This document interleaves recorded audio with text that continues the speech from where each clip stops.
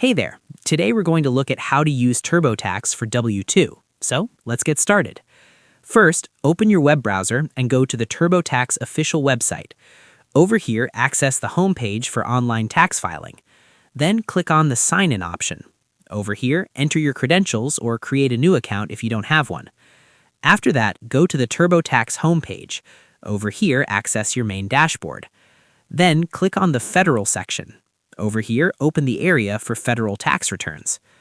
After that, go to Wages and Income. Over here, locate the section to enter W-2 details. Then click on Start. Over here, begin the step-by-step W-2 entry process. After that, follow the guided prompts. Over here, enter your W-2 information carefully. Then review all entries. Over here, use TurboTax hints and checks for accuracy. After that, complete the process step by step.